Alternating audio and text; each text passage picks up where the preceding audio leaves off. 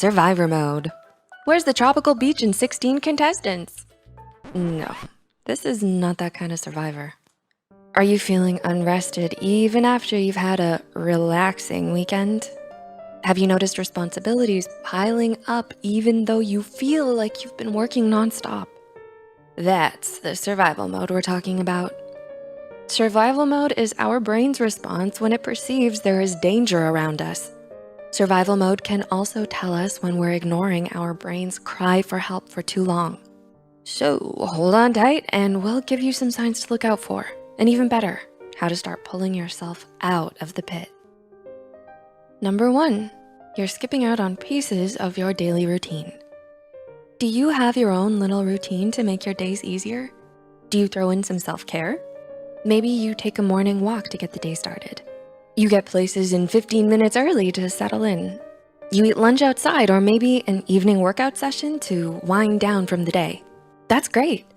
But someone who's living in survival mode may not keep up with these rituals. Every once in a while, that's absolutely okay. However, if you're skipping out on pieces of your daily routine, arriving places late, or not showing up at all most of the time, this could be a sign you're in survival mode.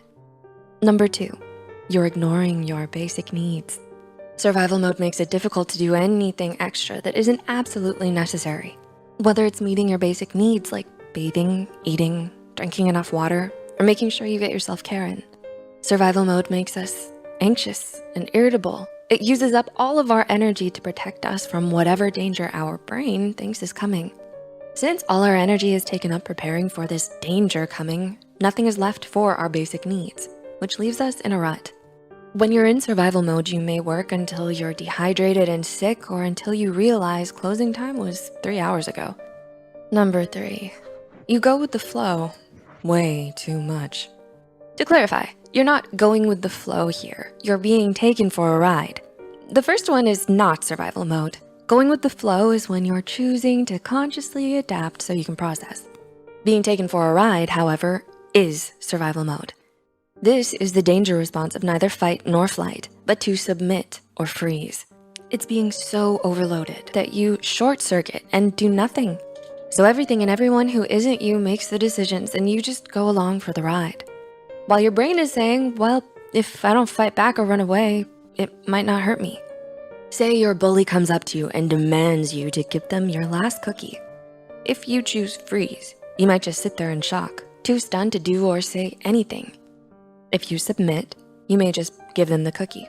So if you're choosing to freeze, not do anything, or submit, do what you're told, instead of making decisions for yourself, this might be a sign of survival mode. Number 4, you get anxious with similar types of events. Have you ever been through a traumatic event? Being in a situation that reminds you of that past trauma can definitely trigger survival mode. Even if nothing is actually happening, your anxiety heightens because you're subconsciously associating the stimulus with the past traumatic event. The sound of footsteps in a hallway means nothing unless an abusive parent is coming to punish you. Where are you from is a harmless conversation starter, unless you grew up in a toxic environment and where you came from affected your personal safety. If this is consistent and prolonged, it's somewhat akin to PTSD or post-traumatic stress disorder, and reaching out to a mental health provider is not only helpful but highly recommended. Number 5, you're exhausted, but aren't sure why. Have a long day? No. Start a new exercise course? No. Not sleeping? Nope, sleeping at night like normal. Why are you feeling exhausted then? Survival mode could be sucking up all of your energy, which keeps your body tense and anxious all the time. Your brain thinks you need to constantly deal with imminent danger. Now that you've seen what to look out for, here are some tips that apply to all the previous signs on how to handle it. Tip number 1, stop and breathe. There's breathing and there's breathing.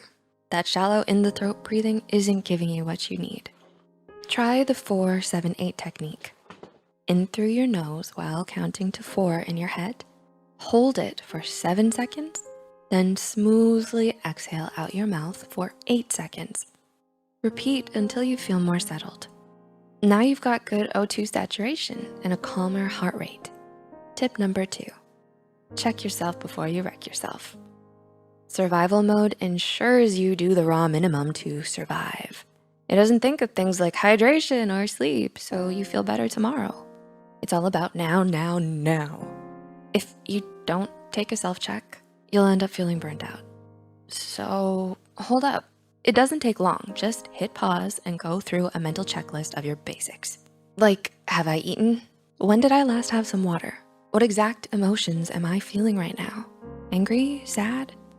This is you taking charge of yourself and recognizing what you need so you can get things done. So grab that drink or that power nap. Tip number 3, you want to move it, move it.